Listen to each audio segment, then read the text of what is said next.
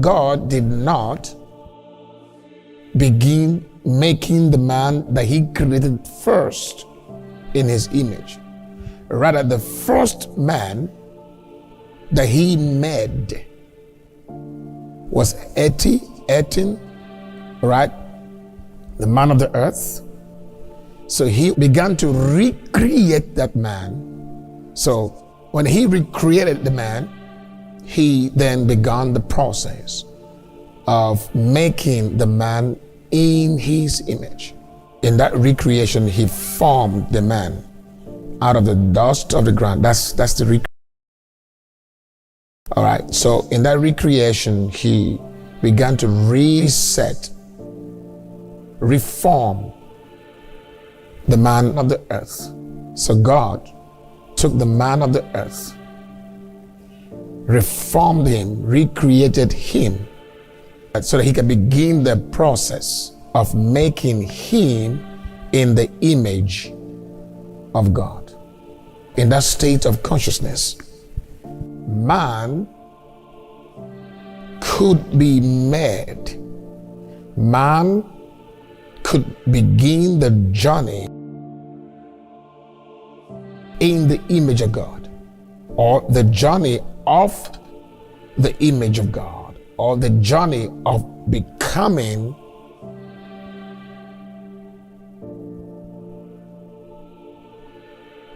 that which God had originally intended. Just think about it.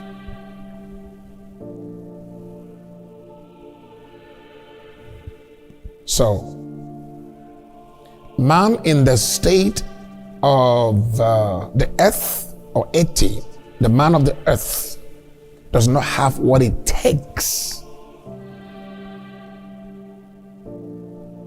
to assume the image of God. So God would have to recreate. God would have to reform and reset the man. So his hand took the man of the earth, gave him a form, and transferred into his nostrils the breath of life. And man became a living soul. Man became a living soul. So God recreated the man from the dust of the ground, or the man of the earth, the Eti, and upgraded his status into a living soul.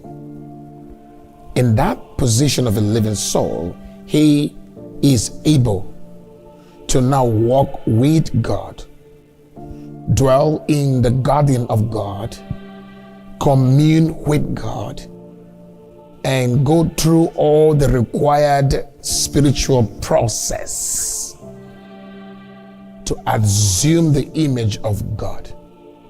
God said, let us make man. So man would have to exist first in order to follow God, to become, to come in or to assume his image. For man to gain the capacity to have dominion over creatures of the waters, he must have water in his vessels. So you realize that the knitting of the man is a combination of the elements that he ought to rule and have dominion over. Now just think about who you are. Just look at yourself. What are the components that constitute your various units? Why were you not an iron or wood or some kind of creature that don't have any water inside you? Do you think that 1/3 of your body carries water? You think that water is for nothing? Just think about it. In fact, it is a big problem if you are dehydrated. When your entire body runs out of water, probably you're gonna die. Why is water a significant part of your existence? There are billions of creatures and trillions of creatures that move, talk, intelligent, creatures well informed and able to articulate, and they live in another world, in another consciousness, but they don't have the type of body you have. They can reason even better than you. Their movements can be faster than you are, but they don't have the human body. They don't have water inside them. They don't have blood running inside them. They don't have bones. They have their own habitation and existence. See that?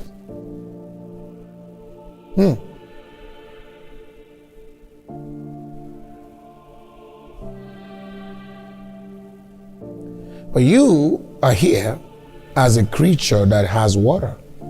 And 1/3 of your entire body is water.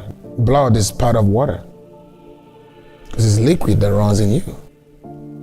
So why do you have water inside you? What else do you have inside you? Air. Every moment of your life, you're taking in air and exhaling air. Think about it. You think it was a mistake that water is inside you, and it's a mistake. Just think about it. Even as I'm talking to you now, you can't survive the next 20 minutes without inhaling air into your lungs and exhaling carbon dioxide. I'm trying to open your eyes to something very deep. But you, as a constitution, you rule certain dimensions that are embodied in you. I'm going to show you how you, as an individual, has a ruling ability over certain realms, and these realms live within you. Everything that man is and every creature of God has custodians. The Bible calls them trees in the Garden of Eden. And then he said to them, eat from this tree. Eat from this, meaning learn. Trees are custodians, they are teachers. So, why do we have water inside our body? Why do we inhale and exhale air? Why is it that you can't do without air? Why do you think that you cannot do without water? If I remove all the water from your body, will you be alive? So part of your consciousness, part of your existence here on earth is water. Why do you have a body? It's that your body is from the earth. So one is earthen, one is water, and one is air. So I submit to you now, what is it that you were created to have dominion over? Creatures from the water. What do you have? Water. 1/3 in your body is water. What were you called to have dominion over? The fowl of the air. What do you inhale and exhale? 247? Air. Good. And then the earth. What do you have in your body? The earthen vessel. The earthen vessel. So the question is, what do you know about the air that you breathe every day? What do you think? Do you think that you just have this air for no reasons? What's the purpose of the mother air in your lungs? So let us make man in our image after our likeness. What does that mean? Man is an embodiment of air, earth, and water. Look here. Can I remove air from you? Are you going to survive? You'll be disintegrated instantly. Because your authority in the realms of air will die. Because that's purpose. Purpose is reason for living.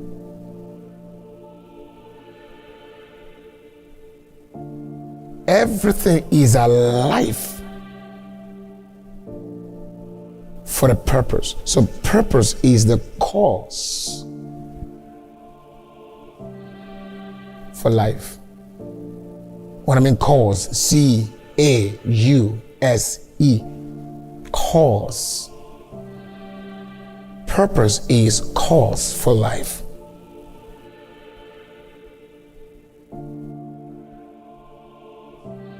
You are alive because of purpose. So you are an offspring of purpose. The knitting together, the embodiment of air, earth, and water make you a man.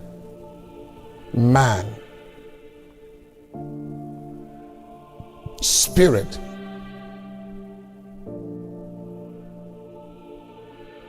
What type of air do we have?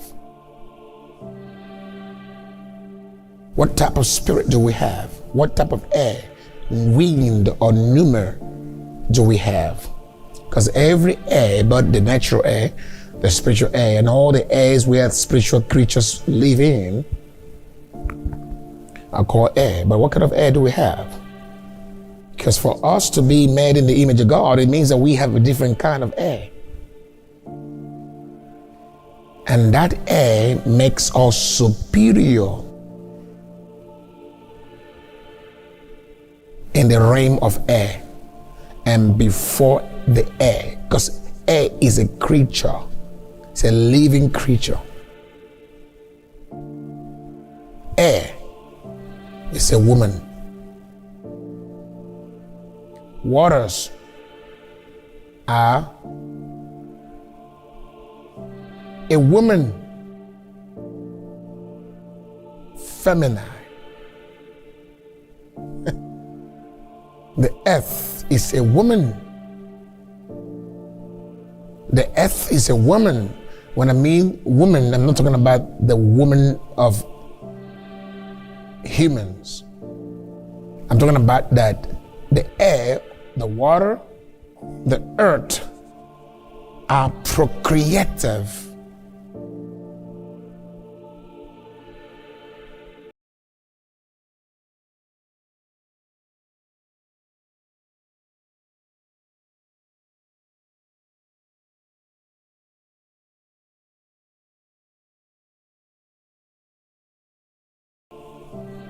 Ecclesiastes 12:7. Then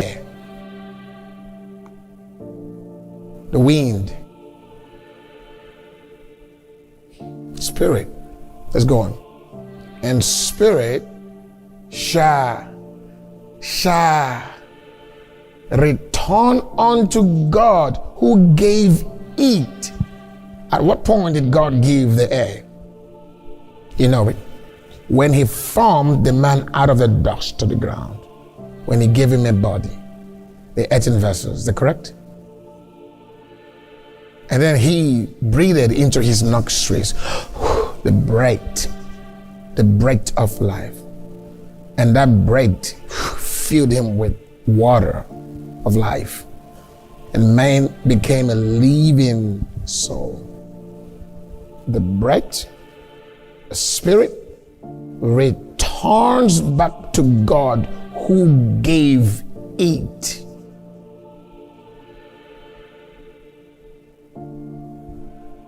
So the air we have in us is from God. And that air makes you a ruler of the air. Yeah, you got that.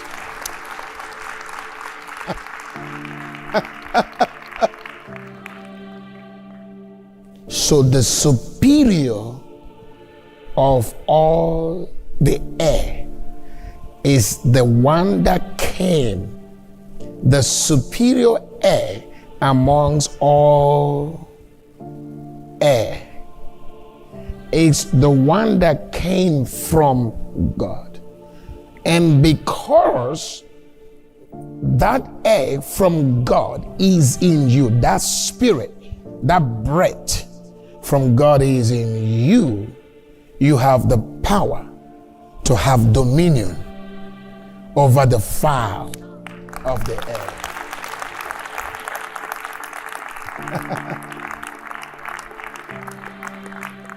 See, because the water of life, the water from God, came into your spirit, came into your body. That means you have a superior water. And when you speak, all waters and creatures will respond. And because the hand of God formed your body. You see, when you were dust, God called you forth. You know,